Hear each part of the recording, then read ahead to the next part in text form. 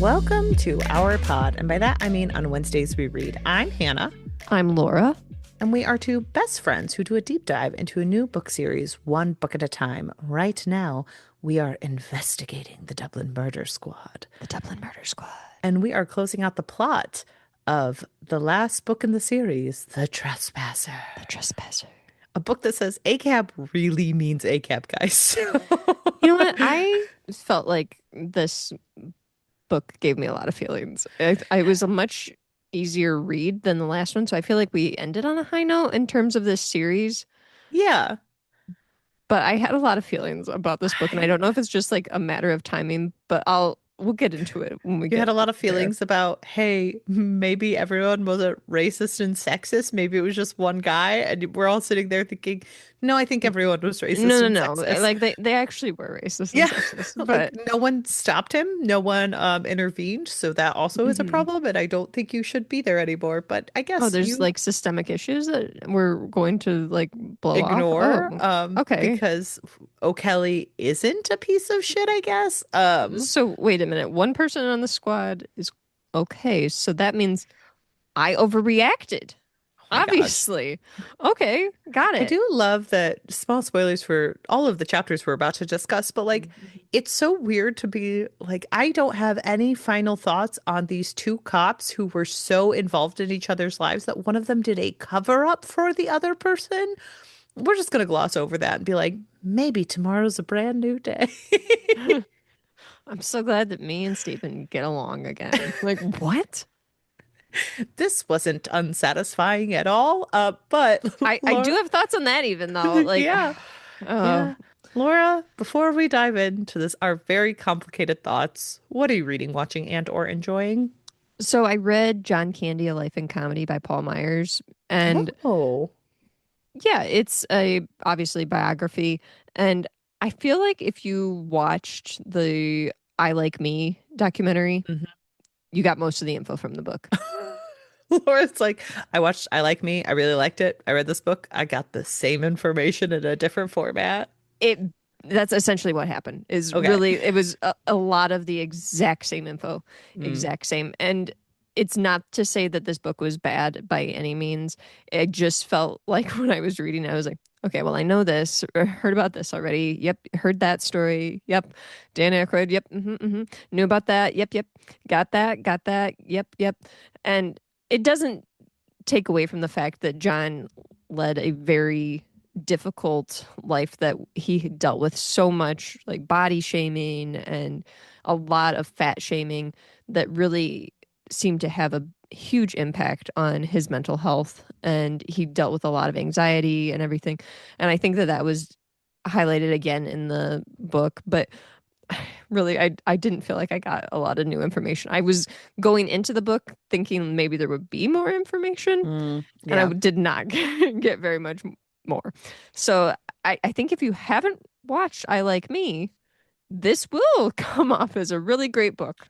Or you could watch I Like Me. It's whatever format you decide to consume your media. Yes. Or you could watch I Like Me and see Tom Hanks's face. You could see Catherine O'Hara. You could see a lot of these people who were friends of John Candy's, and see clips of John Candy interacting with his family, etc. And I think that might be, for a lot of people, a more enjoyable format to get information on this incredible man's life. That's just my thought, but I again, the book is not bad. Absolutely not bad. It's just felt like repeat information. That's very fair. That's where I landed on that. And then I feel like if you're I was just gonna say, I feel like if you're a huge fan of John Candy, like definitely read the book, because sometimes it's nice to be like dropped into a book. I can tell you, I wasn't ever like huge on the John Candy oeuvre, so I feel like I Like Me would probably be my modus operandi, because I feel like I would get more like an entry point to an entry point to his work. Yeah, I think for me it was more of a like they were mentioning more of his works, and so I have several movies that are favorites of mine that he was in. But then after I read the book, I was like, you know what, I should check out this movie, or I should look into this one because I've seen X, Y, and Z, but I'd like to see this one. And they keep talking about what a great performance he had in this, even though it was kind of a flop. And they talked about how this movie was one that he was really embarrassed by and he didn't want people to see it, that type of thing. So I'm like kind of curious from that standpoint of like going through more of his like filmography, Yeah. and they kind of detailed more in the book that I was able to like at least keep track. It was slower for me reading it where it wasn't as fast in documentary form. Uh, that I was like losing the information because I was watching something. So yeah, I think you are able to like pick up on certain things like that when you're reading a book. But yeah, not a ton of new information, but still would recommend it honestly to people who would rather read a book than watch a documentary, I guess. And you know what? That's valid because a lot of people are not TV people. So Yeah. Very fair. they're out there. And then I am caught up on Lore Olympus. I have read all the way through volume 9 now, and it is a delightful series, and I really enjoy it. I don't know that it's one that I would be like, this is an all-time favorite, but I do really enjoy it. I love the art style. I think that Rachel, I think it's Smythe.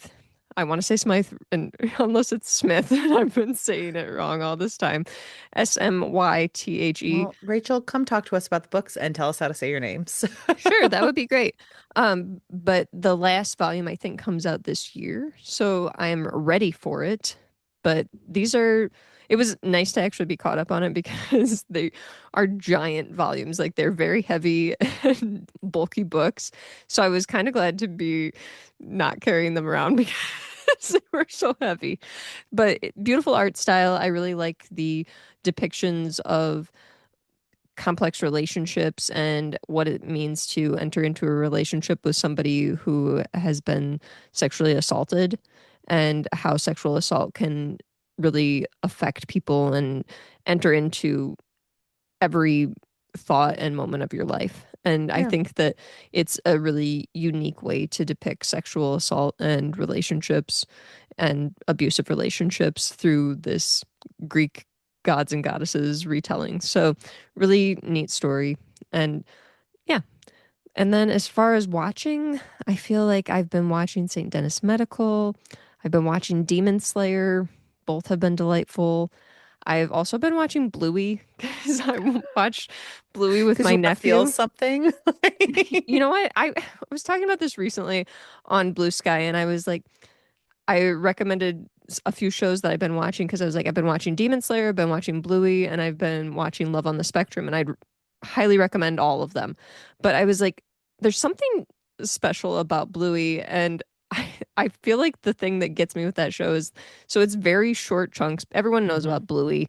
I don't have to sell it to people, but it's a surprising show from the standpoint of the way that it affirms adults. And you can Yeah. go from like watching an episode and being like, oh, that was cute, to the next one being very emotional because you are given a message of everything's going to be okay and you're doing a great job.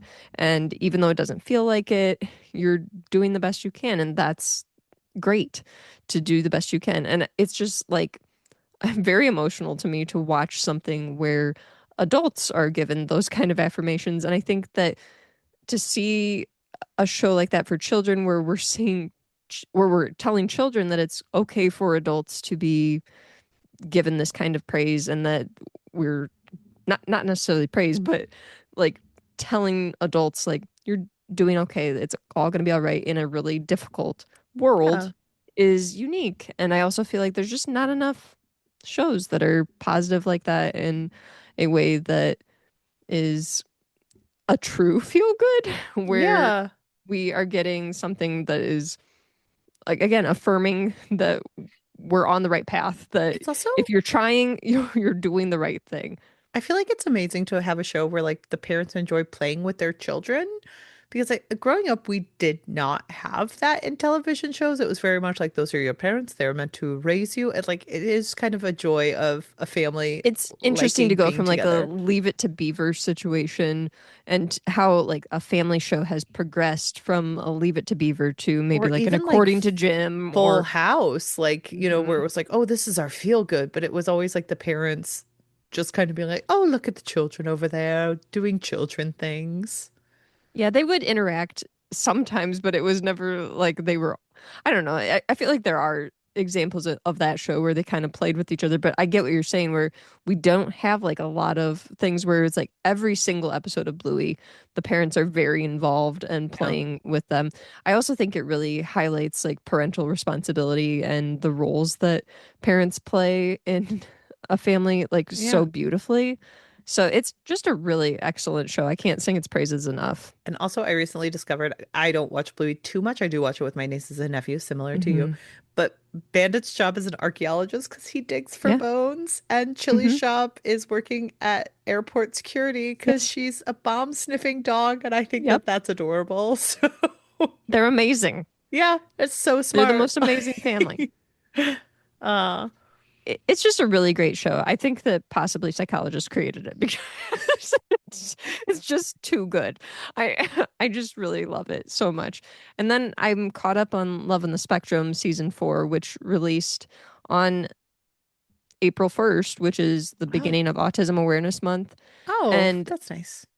I've been thinking a lot about that show because I really love that show. I've talked about it on here before.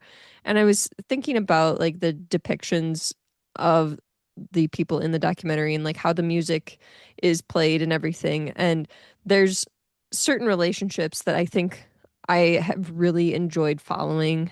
And I've commented before on like how I have some complex feelings about like the show possibly infantilizing or like things of that nature. Yeah, But I listened to a creator recently who was talking about like why would we think that the show is infantilizing, like trying to unpack the reasoning why you would think that. And so I've been thinking a lot about like is the show doing that and those types of things. And so I'm still trying to figure out like where I land in terms of like my thoughts and how the show handles neurodivergent adults. yeah, But yeah, I think it's a great show in terms of like showing different levels, like different levels of support that are needed for people. And there have been a lot of comments about how there are um, not a lot of people on that show who have like fewer support needs, if that makes sense. But yeah, I was thinking about it and I was like, well, maybe there's a reason behind that, and that the people that they're like getting for the show, they're trying to help find love because they need more help finding love. So they're using the documentary to kind of be that launch pad for them versus people who have like less, like, because it is a spectrum, yeah. And Right. No, I'm if that also makes thinking, sense. yeah, no, I think this makes perfect sense. I also wonder because I do appreciate that you are noting that this is a documentary because I think there's Hmm. also a key difference that's hard in 2026 to identify when it comes to reality television versus documentaries. Yeah. Because a lot of times with shows like these, if they're more reality television based, if they're more like about the pomp and getting people invested and doing these things, a lot of times it can get to the point where they're almost like taking advantage of people and to different extents. Like if you think about it, The Bachelorette was just canceled this year because of Hmm. domestic abuse allegations Hmm. based on The Bachelorette. However, people pointed out that people were well aware of those allegations before The Bachelorette was even Yep. recorded. It was just that it kind of came out and it started taking on enough momentum that they decided to cancel it. Hmm. And it is kind of because like it was this woman who was on The Secret Life of Mormon Wives, and she was kind of meant to get ratings up. Like that is the entire purpose Okay. of I guess that. I didn't know all of this. Oh yeah, no, no, no. So there is a woman on The Lives of Mormon Wives who in episode 1 there was, I believe, video evidence, and I may be misquoting this, so please feel free to correct me on the internet if you need to, Okay. but she was hitting her partner at the time with a spoon or something. Oh, If I jeez. so that was the first episode of Secret Lives of Mormon Wives. Now, a couple seasons later, she's on The Bachelorette, and they filmed the entire season of The Bachelorette. And these allegations were known, but then people discovered them, and all of a sudden it was this huge controversy. And they canceled the entire season and lost like $80 million Oh worth my of money, gosh. which I think it's one of those things where it's like we can discuss feminine things and how there have been plenty of bachelors who are also terrible and all these things and like, but this is a huge moneymaker for ABC, and the fact that they canceled it was huge because this has never Hmm. happened before. And I think when it comes to reality television, there is this need to have a quote unquote story that gets you ratings, and it can Hmm. often come at the expense of people's actual lives. If you think about the Love is Yep. Blind things that have come out about Yep. how much alcohol they pour down their throats, Hmm. all of Hmm. these things, and it's Because they need the all drama. There's a lot of stories that are put together that are influenced or scripted almost right. by producers because they want to get ratings.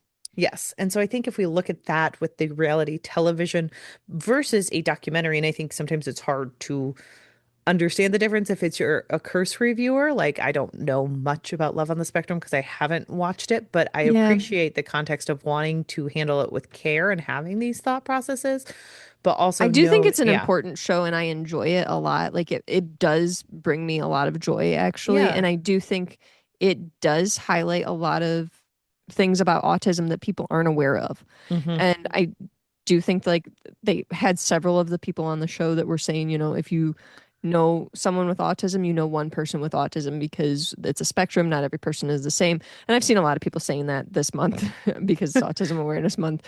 But right, I think it's a really good thing to point out. And I think that show does highlight that because we do have people who are dealing with, like I said, different support needs, different hmm things that are important to them, that they value, that are struggles for them, et cetera, et cetera. I don't think the show is without its flaws by any means. Like I said, I do think there are certain things that I have to unpack in terms of like my own like internalized ableism that I might hmm have. I do think though that the show also needs to be held accountable for some things too, where right, they're very well I could have a point that there could be some infantilizing that's being done of these adults. I also think that there does seem to be a certain level of people who are involved in this show that seem to be from rich conservative families. I'm mm, not totally for sure. I'm just kind of gleaning that it could be I could be wrong. It just feels that way. And yeah, we do have a lot of people now who have been on the show who are really trying to profit from it, which kind yeah, of feels weird. I don't know. And when it's a documentary, I get it that, people have to survive in a gig economy. If you're able to make brand deals because you're on Love on the Spectrum, I get it. But it also just feels weird, yeah, especially when you're like someone from, again, a seemingly rich, privileged conservative family. yeah, Again, I shouldn't be speculating. I don't know the situation, but I think that it's one of those shows that it's a yes and thing right, for me where I think it can do a lot of things right, but also maybe has some flaws. yeah. I think that's very fair. So I'm trying to be more nuanced and also do some self-reflection when I'm watching this show, but I do really enjoy it too. I still think that it's pretty heartwarming, and I think that as somebody who has grown up with a family member who is disabled and feels hmm like a lot of times our family hasn't been seen, it has been really rewarding to watch this show and feel like I'm seeing my own experience or a Yeah, similar experience kind of play out on TV and seeing people really connect with an experience that was similar to my own upbringing, which has brought me a lot of joy. So, good, yeah, a lot of mixed feelings about Love on the Spectrum, but I still recommend people watch it. Hannah, I've perfect. been talking forever. What are you reading, watching, and or enjoying? That's okay because I don't have too much to talk about this week, but I feel like I've been busy with other things or just not as focused on reading, watching, and or enjoying, unfortunately. But I did finish They Can't Kill Us Until They Kill Us by Abdurraqib. This is the second book I've read of his. He is a poet slash essayist slash brilliant writer who when I read him, I feel dumb in Mm-hmm. comparison. So this is the book that was published in, I believe 2016, 2017. It's a book of essays that kind of is like one of his first, and it's beautiful. He is someone who's a little bit older than me, but like was interested in similar things around the same time I was. And so Mm-hmm. he has a huge focus on music in these books and music that he loved being in the emo or punk rock Spaces as a Black man. And it's Okay. very fascinating to listen to because he kind of ties in different music that he's loved throughout generations into how he feels as a Black man or as a Black person in all of these different spaces. And it's really beautiful. Like it's a brilliant Mm-hmm. story. I loved reading pretty much every essay, like just, and I think he reads the book himself. And so that was beautiful. He has such a love for music. And like I said, he makes me feel like so dumb in comparison. I feel like I'm not doing an effective job of talking about like why he's so brilliant. But like he talks about Fall Out Boy, who was actually pretty big in my high school. And for me, it was like one of the first concerts I went to without like parental supervision. My sister took me in Mm. Chicago with a friend. And like we were in the quote unquote pit and like my sister was not going to let us be moshing or anything like that, but like it was a huge part of Moshing my, at Fallout yeah, Boy. exactly, moshing at Fall Out Boy, with all the people who were like barely pushing each other. But he talks about Fall Out Boy and how important they were, and he talks about like the beauty of Fall Out Boy in ways that like in high school I liked them because my friends liked them and I liked their music and they were super popular at the time. But he talks about like kind of getting in on them early on and like the discussion of Pete Wentz and Patrick, the lead singer, and how like Pete Wentz was the songwriter and he wrote all of these like kind of tortured songs. And then Patrick was the singer. He had this beautiful voice. And he says, like, Patrick Stump has said, like, he probably wouldn't have been a singer except Pete saw him as a singer. And that's what got him to the level that he Hmm. was. And then kind of like the destruction of Fall Out Boy for a while during like Pete's addiction or Pete's like actually attaining the fame he always thought he wanted and not liking what he saw on it. And it's like beautiful moments of stuff I didn't recognize when I was growing up because I Sure. love music, but I'm not the like most cultured with music. And it was just beautiful to like see music through a very smart person's eyes who wrote about music for a long time. And he talks about like Prince during the Purple Rain, during like when it was raining at the Super Bowl and his halftime performance with others. And he talks about like having to write Prince's obituary. And there's just so many beautiful moments. And I feel very connected to music, even though I am the first person to say I have kind of trash taste because he takes down the band Cute is What We Aim For, where he's like, their music is unlistenable. Like, you can't listen to it nowadays. And I was sitting there being like, I listened to that album 2 months ago and I had a great time. So, I have no idea who that is. so they are, here's the thing. He has valid criticism. He is smarter than me and he is right. But he was talking about them. They were like this emo band that came out with one album pretty much. Hmm. And he's like, they were during a time where having a long name was more important than like having actual things to say. And I'm like, that's Sure. true. And he talks about how like their album was just like every high school boy who had a crush being rejected and like putting it to pen and paper and being frustrated. And he's like, Hmm. I loved them when their album came out. And then he went to a show and he's like, it does not live up to it anymore. And it was disappointing. And I was sitting there like, yeah, but the album was fun. Like, Right.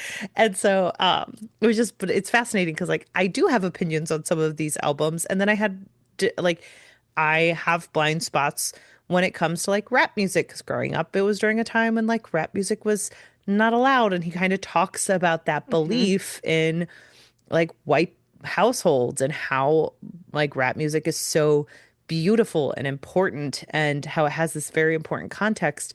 And like it's nice listening to that too, because I'm not as well aware of it, but it is Hmm. stuff that I have to think about how I've worked in spaces my entire life and how like I failed as a person and as a white person in some of these spaces. So I do think it's very important book of essays. I think he's one of the best writers I've ever read, and like he has so much to say. My sister-in-law actually went and saw a talk on him, and like with the There's Always Next Year, his basketball discussion, Okay. and afterwards, my mother-in-law was like, "Did you ask him a question?" And she was like, "No, I didn't want to feel stupid." Like that's very much how I feel about him. Is like, I think if I ever met him, I would never mention that we had a book podcast because I would be like, "You would ask me questions," and I would be like, "I can't talk to you. You're too smart." So, highly recommend his works. I think he's brilliant, and I just had the best time with this novel. So, or this book of essays. So. Hmm. Um, and my story graph says I read it 2 times because I accidentally marked it as did not finish the first time and I can't take it back. So, um, Oh, but this is one of like Bookstagram's best books of the 21st century. I've been reading through that interesting. list on Storygraph and it's been leading me to a lot of the books that I love the most. So, highly recommend that list as well. And then for watching, something we've covered on TV Tuesday, I'm having my husband watch Daredevil Reborn Mm-hmm. on Disney to get ready for Are you in the season second two. season? Oh, okay. Not yet. So he hasn't watched the first season.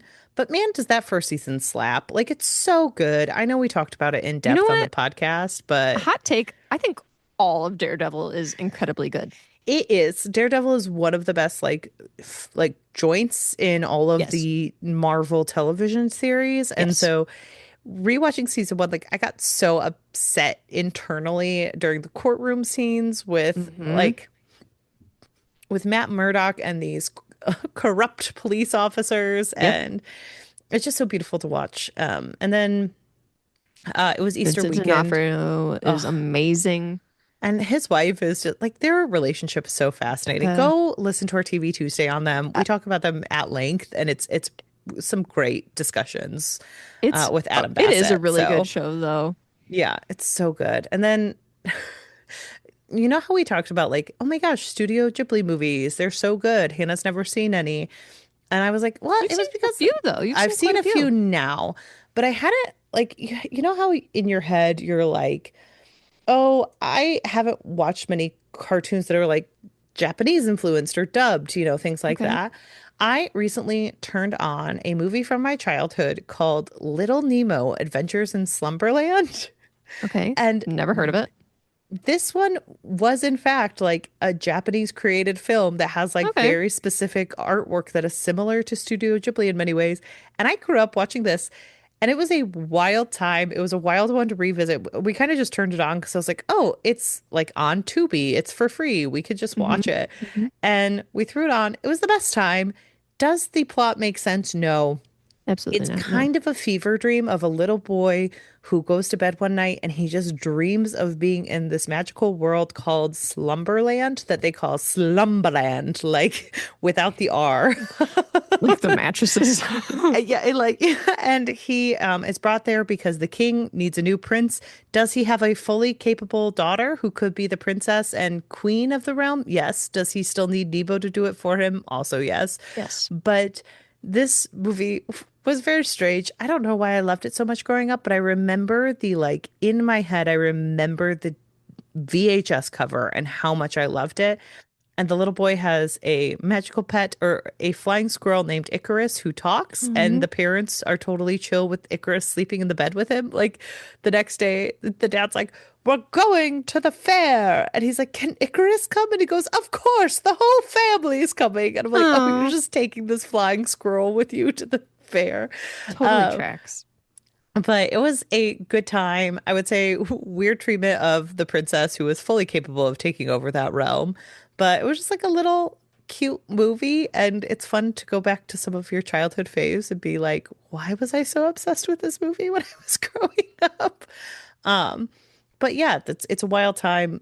And it has very specific elements of Labyrinth when I was watching it, of like little to no, because he keeps waking up in his bedroom and being like, "Oh my gosh, that was a dream," and then all of a sudden, like characters will just like pop out from underneath the Up bed, here. and I'm like, "Yeah, this is where Hannah's love of the labyrinth came from. It started early Mhm. days." So, that's what I've been reading, watching, I love how and you can or like enjoying. connect things to other things though and be like, that tracks that I would like this because it's very reminiscent of something else that I It's love. very well, and it makes me question like, did I love Labyrinth because I loved David Bowie, or did I love Labyrinth because I loved Finding Nemo or Little Nemo? Hmm. It's really hard when they come up with a new DVD Which called came Finding. first, the chicken or the egg? Which came first? When you loved Little Nemo and Little Nemo or Slumberland. Labyrinth? I've recently been having that same thing where like I've been telling so many people to watch Begonia, and Mm. now a bunch of people are like coming back to me after watching it and they're like, it was a movie, it was okay. I didn't really care for it too much. And I'm like, don't you have a bunch of deep thoughts on it? Aren't you thinking about it all the time?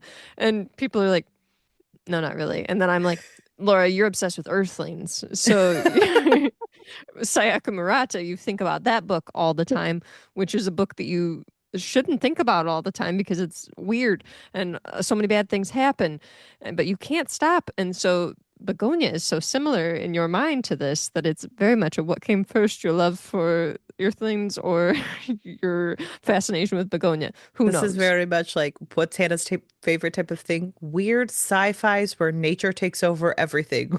What's a movie that sticks with Hannah? Labyrinth, a movie that has many things in a Jim very Henson natural puppets. state. Like, yes. So, well, Laura, shall we dive in to the final chapter breakdown of this season? Second half. Let's do it.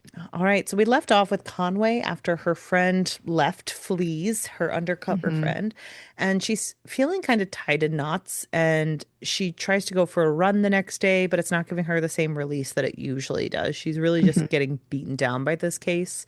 She is trying to like keep calm, but it's not really working. She heads into the office and she runs into Breslin's partner, McCann. Do you like how I tried really hard not to point out McCann in the last section so I didn't ruin the ending for you? So this is we're gonna find out in a few chapters, but McCann is the one who did He's it. definitely the murderer. And Um, I'm not gonna lie, Hannah, I was pretty proud of myself because we get to a point here pretty soon where we have Antoinette starting to think that it's Breslin. yeah. And I was very proud of myself because I was like, oh my gosh, should I call it? I said it was maybe Breslin. And so then we figure out we get farther and we're going to get there. But I was like very proud of myself for a moment where I was like, oh my gosh, it's Breslin. I called it. And then I was like, nope, this is the fake out. Laura, you went for the wrong cop. It was really hard to do these chapter breakdowns with you with this secret because there are so many, like, the way French handles McCann from the beginning of like little nuggets that he's not doing well is like Mm-hmm. listing out all of the detectives in the room and describing them and then being like, McCann looked like shit, or like Yeah. McCann was on the phone with his nagging wife. And I would read it and be like, there's no way that Hannah would ever list out all of the detectives in a room, even if the suspect was in there. Like, there's just Yep. no way my mind would work like that. So it's like, I physically can't do it. I just have to move on. Mm-hmm. So I too was part of the mystery. Um, but anyway, she runs into Can, who tells her that Breslin is really trying to work with her and help her out, Mm-hmm. and they could all be friends if she wants. He's not suspicious, though. She Yeah, notes, but she's like paranoid. So yeah. she's like very much like, I guess it's me. I guess I'm making up sexism and racism, Yep. and I really should just try harder to be part of the boys' club. It's my fault. Well, Okay. Like, sort of, but she also is like very much herself at the end of the day, where she gets I mean, mad and yes. frustrated. So she does note he looks like absolute shite, and she isn't in the mood to play games. He does give her the written statement that had Hmm. disappeared in earlier chapters, and he tells her that it's Roach. And she has a moment where she's like, "What am I supposed to do with this information? I can't tell the captain about it. I can't do anything about it." And like, these two men helped me. Like, who cares? It doesn't matter. Um, Hmm. and she can't really pretend to care. She goes and she talks to Morn, telling him that she's done with the wild goose chase and they need to drop it. But he also asks, like, are you sure? Is this a person you can trust who Yep. told you about this? And she notes that, like, now she's questioning if she can even trust Fleas. And she's mad at Morn because, like, he put it into her head that she couldn't trust, like, someone who she does genuinely love and, like, went undercover Hmm. with. Um, they all continue to do their detective work, and Breslin comes in saying he's got nothing off of Rory's exes, except he comes on way too strong about, like, he's our guy. Da, da, da, da.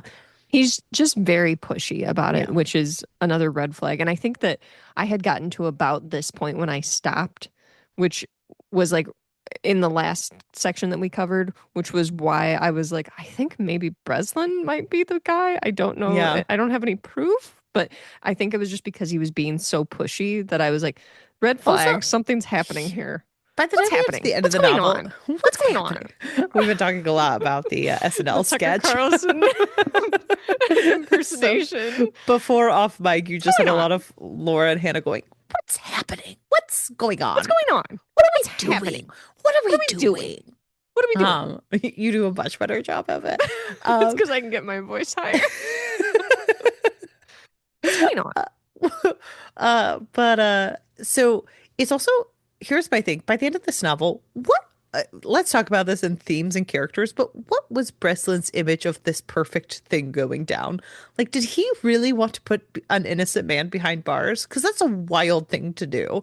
Or did he So I think, have thoughts on this, and I think that we can get into it deeper, but what it comes down to essentially is Breslin has so bought in he's like so far entrenched and he's bought into the brotherhood and the camaraderie and the loyalty aspect of their jobs that he's willing to throw away his morals essentially, and he yeah, has thrown away his morals. And that's why I feel like I was kind of struggling with reading this because a lot a lot of those types of things are happening now in the United States in our political system, that we yeah, have people who are willing to throw away morals and what is truly right to yeah, support a team right. and to support a political party and an insane man because they are willing to die on that hill of brotherhood and that we have to be with our team and we can't admit that we were wrong or did Yeah. anything wrong.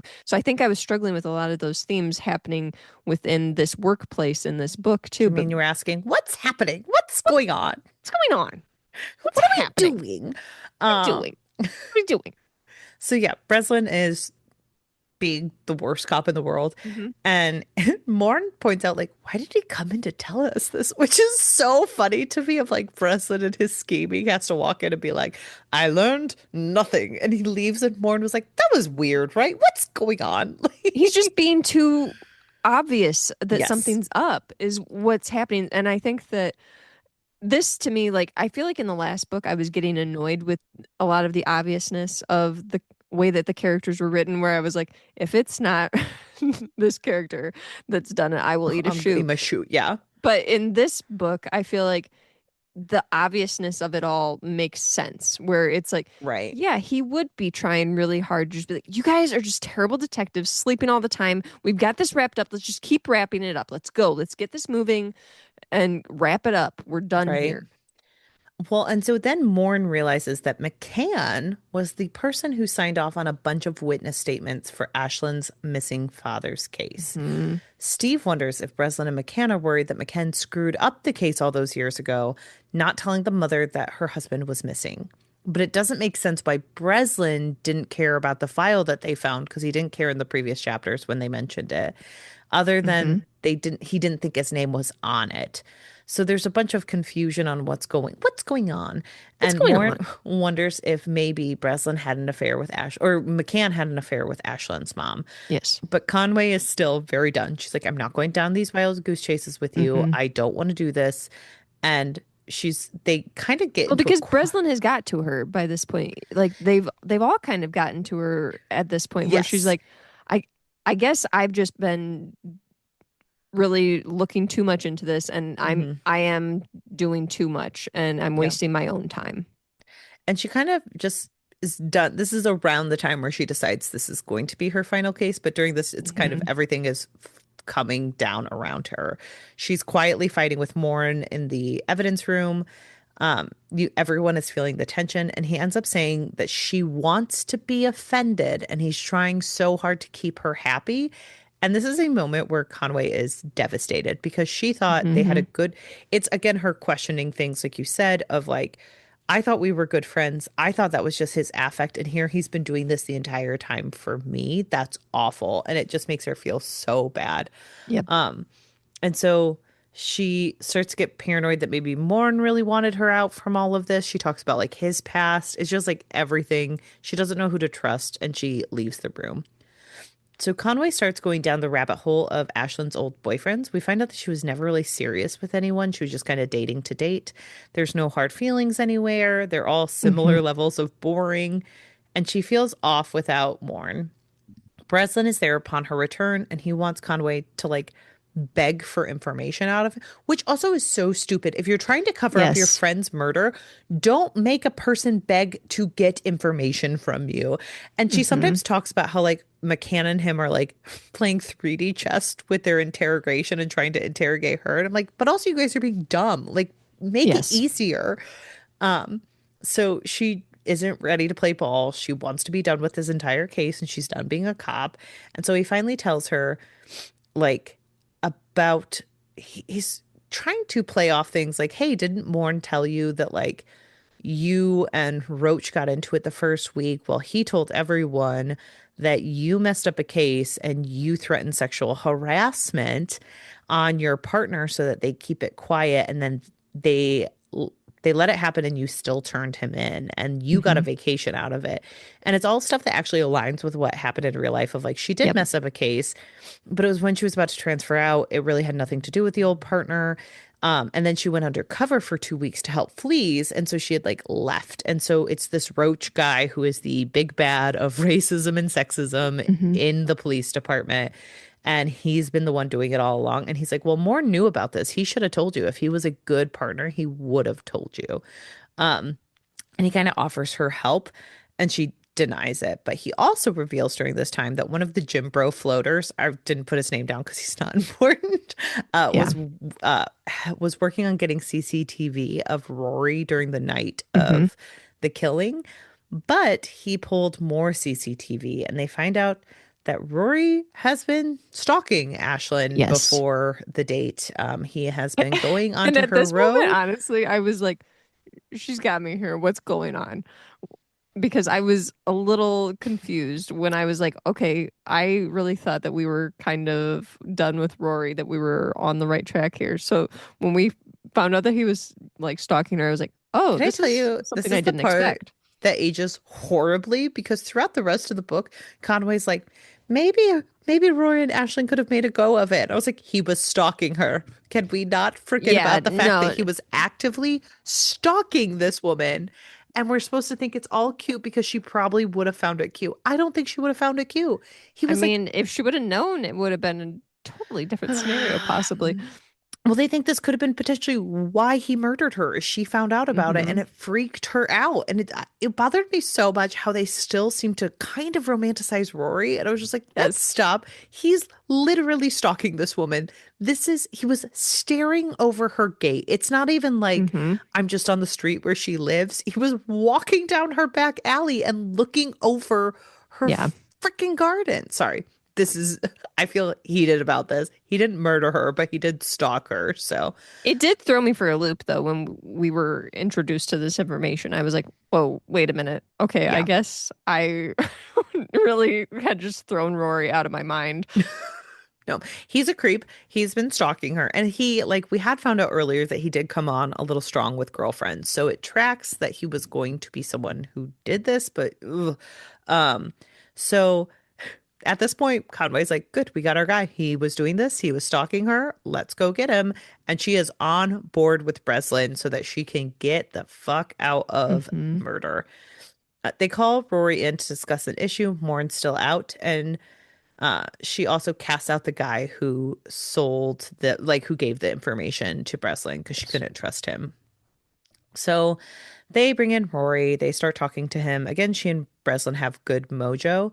Through it all, she convinces Rory that she just wants to help him or have him help her come up with a theory of the case. Hmm.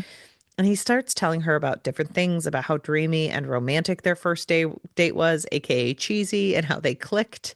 He is Yeah. obviously very serious about Ashlyn, and he seems to think she's serious about him. He starts talking about some hypothetical guy she had been seeing who might have gotten jealous. And he gives a description of how Ashlyn was dancing in her kitchen before he arrived. And they call him out on this because they have text messages that say as such. And he admits that he's been watching her for weeks. And Yes. later in the book, he tries to say, I just wanted to see the real her. I kept falling in love with the image of someone in my head. So I just had to see the real version You of know what them. that also sounds like, though, is Joe Goldberg from You.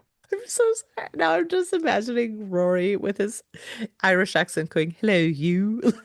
Hello, you. Oh, yeah. And he owns a bookstore. The Yes. author of You was inspired by this novel Tana specifically. French. I wonder which came first. I think it was Tana French. This book came out in I'm looking it up. 2016 and You came out, I believe, around 2018. I forget. Um, I'm looking. go for it. Um, so 2014. Oh, you was? Mm-hmm. Oh, so you You is came a first. 2014 thriller. Huge get here. So maybe Tana French was a huge You fan. You Caroline know what? Kepner She was could the have author. been. Mm-hmm. So it is incredibly uncomfortable to be with Rory in this moment. He starts breaking down and says that there was a guy he walked on the way past the street, and Conway kind of shuts it down and doesn't want to hear it. Although I did specifically remember reading the first section where he was like, "Oh yeah, I passed some guy," and I was like, "So he's not lying. You just Yep. forgot Conway. Good with faces, not with people's storylines." So Conway starts She was going kind of distracted, though. I'm gonna give her a pass. Conway starts going off on him, asking him about being in the house, turning the cooker off, but he is like refusing to speak. He says he should probably get an attorney. Mm-hmm. And Conway shuts the discussion down, and you can tell it frustrates Breslin that they didn't get him arrested. He wanted him Yes. arrested right then and there. They walk outside. He asks why she did it, and she says she wants a clean confession. She wants to do this right. He tries to get her to go back in, but she doesn't care because it is her last case in her mind, and she wants it to be clean cut and doesn't want to rush it. He says, "Fine, we'll go get him. It'll be no problem. It's just you want a watertight case, so we'll get you there." So he kind of backs down. And then she rings Lucy and asks her to drop by the next day, or asks to drop by Lucy the next day, who Yes. is Ashlyn's best friend. The friend. She wants her to talk to her about the secret fake boyfriend that she hinted at to kind of get that off the table. Mm-hmm. So she heads out and she runs into Morin. He saw the interview. He said it was good, but he's running mug books to the barman. He wants to see if he recognizes anyone. He didn't find anything. He did reach out to the lads during the who worked the disappearance, and he found out that McCann did fancy Ashlyn's mother, and he was kind of the person who kept this open. But she Mm-hmm. doesn't really care anymore. Breslin is going to do some searching on how Rory is seen in the community. It seems like they're going to be zeroing in on him, and she feels like it's all working out. She wants to get it closed up by the next night, but she wants a bit more evidence. And so she's going to talk to Rory and they'll be done. She and Bourne go and talk to O'Kelly. He's pushing them to see if they think that they got the guy. And she has a moment where she's like, "Why is he being weird about this? He was pushing us to get the guy. And now he's like, 'Are you sure? Are you sure?'" And she's like, Mm-hmm. "Yes, I'm sure. There's no doubt in my mind we have him." And Morin is pissed that she kind of sold him down the river because he's like, "Well, I'm not sure. Why aren't we on the same Right. page?" And he She's brings up like the pretty D. distrustful of Morin at the moment, though, too. Yeah.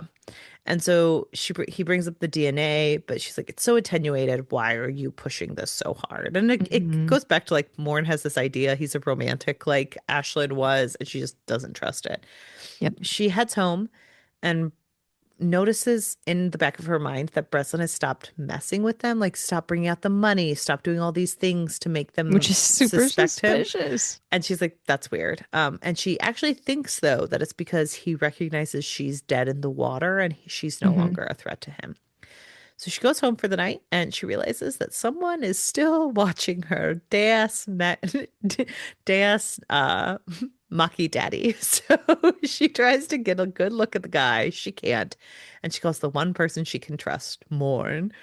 He sneaks over, brings the guy in the side, and we find out that it's Conway's missing father. Dada. He's English and posh sounding. Morin leaves them alone, and she has like a gun pointed at this man's head, and Yeah. she means business, and she threatens to murder him multiple times. Mm-hmm. Um, and we find out that he's kind of just a sad sack of a guy who literally promised the journalist who's been bothering her an exclusive with him if he gave her, he Which got her is address just off of so him. awful. Well, also, it's so dumb because literally in the next scene, she goes and talks to the journalist and she was like, "It was a criminal suspect." And he's like, "I believed him. He told me a sad story." And I'm like, "You're not that stupid. If she had been murdered, it would have been your fault." Like Like, you would have been in very big trouble, and you're still in yeah, very big trouble because that was really unethical. it's so weird. But she's pissed. She makes him promise not to give him the exclusive because duh. And he's like, "But I always keep Hmm. my promises." This man is the worst. It's the worst absentee father I think I've ever met because he doesn't even hold up for 5 minutes under scrutiny. We'll Like, talk. I can give better examples of bad absentee fathers that I know from real life. okay, that's fair. But I'm just saying, like, it's so fun because usually if you have this character, he's like, I just want to get to know you. I think you're amazing. I'm really impressed with you if you have this scene. But in the scene, he's like, well, I can't go back on my word with the journalist. And it's like, what I are you talking unfortunately about? have to lower you. It's like that meme where it's like, when I die, I want to be lowered into my grave by the people who I worked So on they group projects with, so they so can they let can me let me down down one one more last time. time. Yep. And so she like talks to him and we find out that the only reason he hunted her down is pretty much his parents died and he doesn't have any progeny, so he missed Hmm. the daughter he never had, and he saw her in one of these papers and was like, that's Yeah. my daughter, she looks like me. And so he's like, come on, I just want to get to know you. And she's like, I want to know one thing from you. Will you tell that journalist anything? And he's like, no, of course not. She's like, okay, you can go now or else I'm going to murder you. And Hmm. she makes him get out. He leaves and Bourne comes back. They commiserate over the whole thing. Then it hits Conway. Ashlyn would never have dropped the daddy issue. She loved her dad. She Yes. wanted to be with him. And when she And found this is out, the key that we should have been paying attention to all along, Laura, the daddy issues. you said And it's a mirror. mhm. And I Ref- should have been paying attention to that, not Breslin being a weirdo. So even though Ashlyn had found out her dad was dead, she went to bits. But what would she have done afterwards? Wouldn't she have had questions? And She didn't get any maybe, closure at all. so maybe she went to McCann and then this is so funny to me where they were like, could McCann have started having sex with her? No, that man's a sad sack. Breslin, she was a badge buddy. And I was like, you guys had so many logical leaps to get away from McCann for another two I know. chapters. um, but they're like, okay, well, McCann wouldn't have been her type, but she could have become obsessed with Breslin. And then they had an affair. And that's why all of this is happening. She realizes that Breslin would have been careful with everything. He wouldn't have written to her, texted her, all those things. And they realize he likely couldn't go get the voice ID because he's the one who called it in. And they realize that Lucy probably knew that it was a cop who was involved all along. And Yes. then they wonder if McCann murdered Ashlyn for Breslin. Again, so many logical jumps. Besides, McCann and her probably started sleeping together. It's um, one of those things where I feel like I could buy into them. I mean, I also am on your side here where it's like they're trying too hard to make it not McCann, but at the same time, I can see something like this being believable if you create an image in yes, your mind of someone that you're like, there's no way it could be McCann. We know that Breslin is like a sleazy creep, so it's got to be him. He's created this image that we don't think is true, and McCann does fit up to the image that we think. So yeah, it can't be McCann. But he it's would kill for Breslin. That makes sense with the loyalty that exists between those two. it's so funny because in my first read through, I don't think I remembered what McCann looked like, and I remember being like, "Oh, he's got to be like this dumpy, overweight, like beer gut, like stereotype detective." And then my second read through, they're like, "I don't know, he's average height, average weight, kind of balding on top," and I was like, "That's." I was gonna say I didn't think he was overweight He or wasn't like he wasn't dumpy at he was like all. he was average size, average weight. He just like Hmm. wasn't as attractive as I Breslin. think And he's just that's like always, kind of an average yeah. middle-aged man that It's it was just so was. funny to me because I was like, you guys make him sound like he's the most disgusting human possible. Like, so they do start planning out the next day. They want to ask Rory about what he saw, this man, and then use it to go after Lucy to get what she knows. So Steve gets some photo lineups of both Breslin and McCann, and they first go to the journalist. Antoinette threatens him with saying her dad was a suspect in a case, and like, Mhm. don't be stupid. That could have happened. He admits that Breslin is the one who was leaking information about Conway, but before Like that, it was just anytime there was any sort of like info on any of her cases, he was getting a tip off from Breslin. Ugh. no. Breslin was only in this case. The other times, it was Mr. Sexist, racist man Oh, himself, yes, Mr. that's right. Roach. Yes. I said because the squad can't be racist and sexist, it must be one man. You're right. She I don't know why I'm like combining the two No, now. you're totally fine. She tells him she will have a story for him. He just has to publish what she says when she says so. It's pretty much to sell Breslin down the river in case they can't Hmm. get him via the captain. They go and they talk to Rory, admitting they got it wrong. He describes who he saw outside Ashland's house, and it's clearly McCann. They have him address it in a photo array, and they I was like, and they kind of talk about the whole stalking thing and let him off the hook for Yes. reasons unknown. Then Sophie got into the folder. It's all posted with times and dates. And so they realized that it's probably McCann who was at the house based on the times. And there's this story Ashlyn wrote about two girls, and one of them couldn't leave a cottage, but she wanted to learn So creepy. magic. So she did. But if something happens to her, it was up to the friend to tell. Very, very creepy. So they go to Lucy and they find out the true story. Ashlyn wanted to find out what happened to her dad, so she decided to make McCann like her, and she turned herself into something she thought he'd like, aka her mom. She used Lucy to get into bars and get men chatting with her, and she met McCann this way. And she kind of starts an emotional affair with him at first, where Hmm. she knows he usually doesn't sleep with anyone because he didn't sleep with her mom at the time. Her mom just kind of got what she wanted with her looks from Hmm. him, and so she utilizes that to her advantage. And she finally gets him to tell her about her dad. And in his mind, during this moment where he's talking to a woman he's trying to impress for sex, he does talk about himself as a hero and how he Yep. saved her mom and her from all of this pain by hiding what happened with her dad. But Which Ashlyn, is terrible. it's so hard because it's one of those where like Ashlyn is very naive. What happened to her was awful, but Hmm. Ashlyn's also naive in this way because she doesn't really get the sense of like, oh, he's literally trying to sleep with me in this moment. Maybe he's making himself sound better than he is, or Hmm. there's very much a lack of full circle thought, it feels like, by all Y parties involved. yes. And I think it's such an emotionally charged situation too that I don't think there would ever be a moment where Correct. Ashlyn was going to come into this situation where she's going to be like, I'm giving him the full benefit of the doubt. Very fair. Yes. No. I, this man is just a man. But to Ashlyn, it's this horrifying moment where she realizes he stole her dad from her. So she decides to get even. She is going to ruin his life. So she starts sleeping with him. She is all for getting him to be obsessed with her, and it works. Lucy knows that she thinks that McCann really got off on controlling Ashlyn, telling him her where and when to be, and he really liked that thought. But Mhm. then she met Rory, and she didn't actually give a shit about McCann other than ruining his life.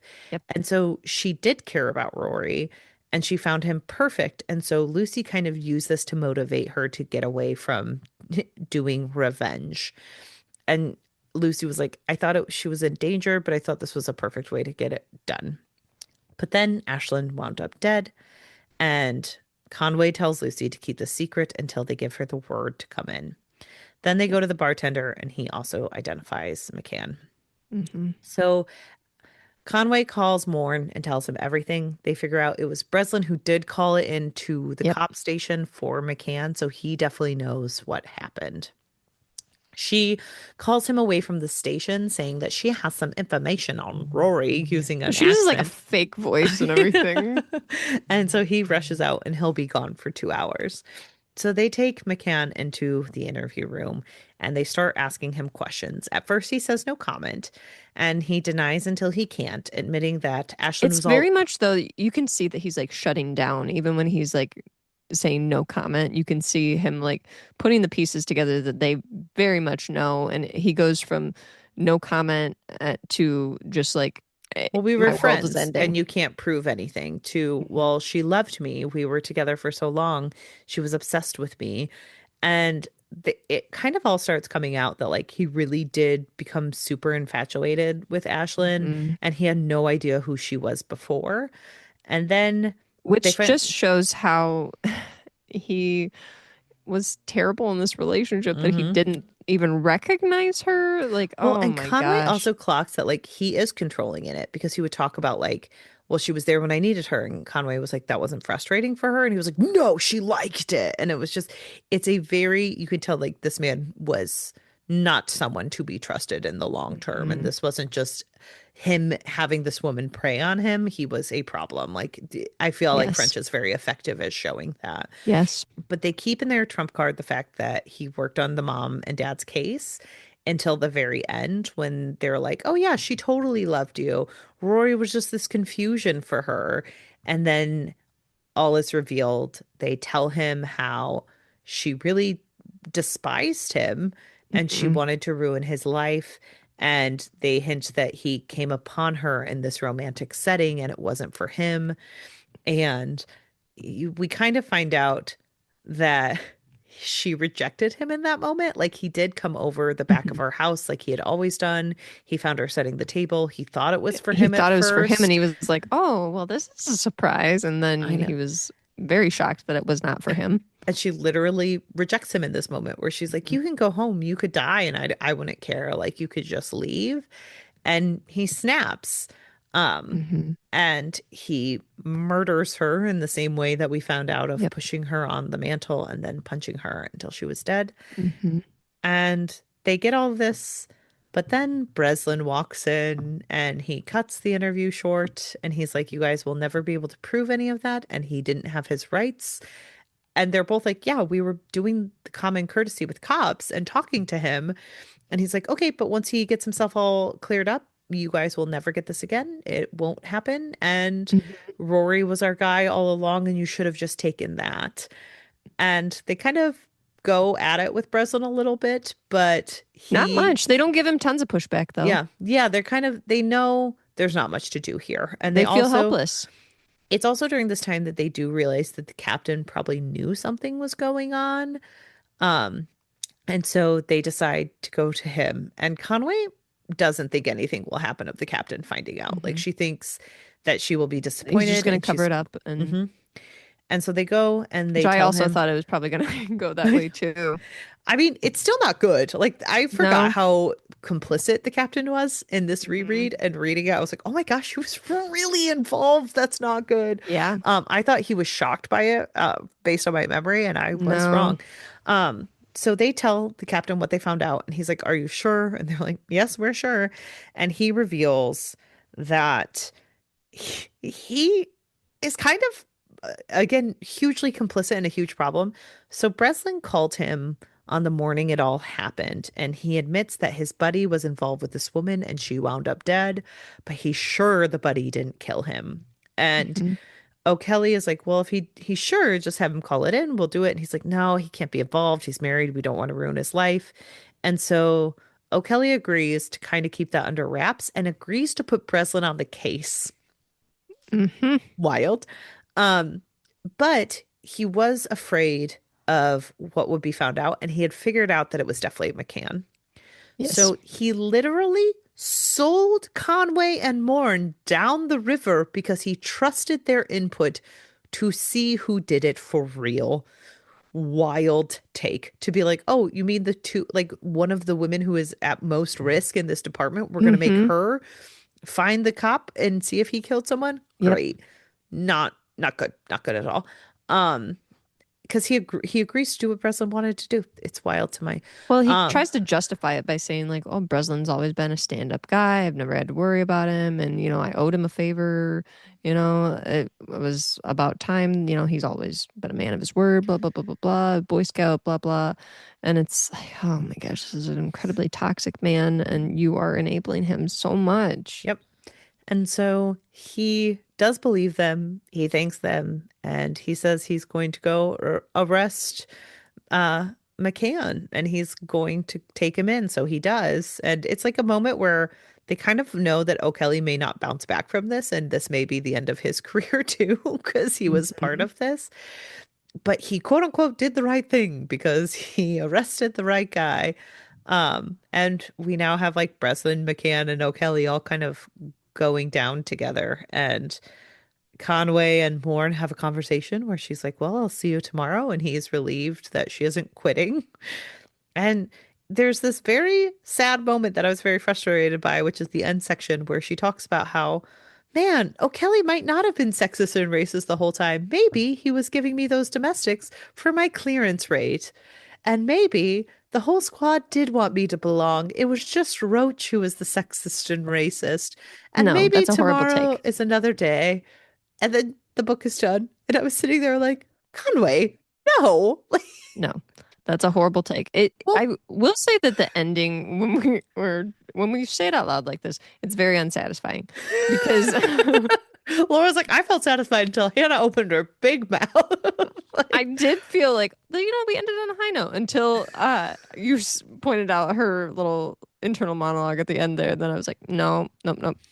You're right. That is very bad. I, I'm I just don't like that. frustrated with it. Like, I just don't like that. Like, the answer was one man was like, it's ignoring all of the infrastructural All of the issues. other issues that were popping up and that she was subject to, like, okay. Yeah, I hated it. So I loved this book. Like, I think this book is great, but that really, really frustrated me at the end where I think it racism does a wasn't, really yeah. great job of pointing out like all of the issues that we have within the police system and a lot of the quote unquote brotherhood, the Yes. fraternity issues that exist, a lot of racism, sexism that exists. And I think that these really unethical things likely are happening Yes. constantly, and that we have people who are in positions of authority within these groups who are protecting others, like Hmm. O'Kelly.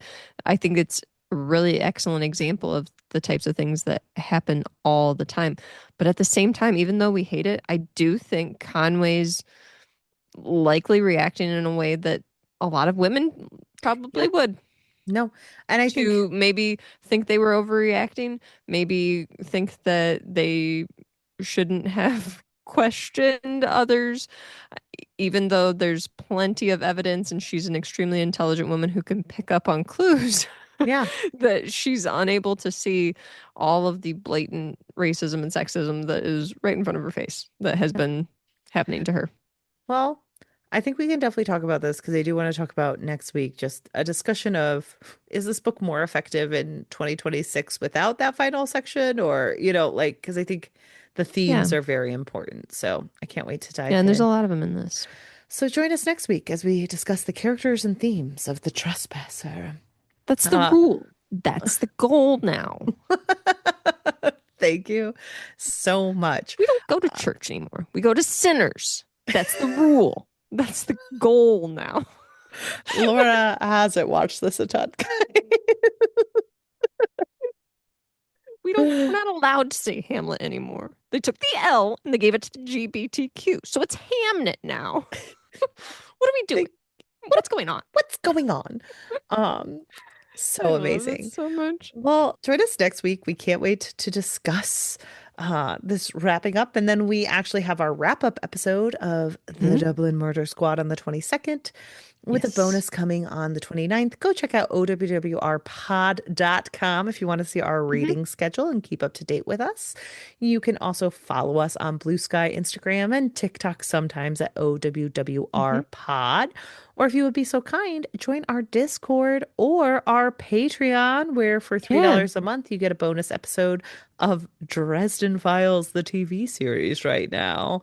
We're so sorry. No. No, we're not. But yes, we are.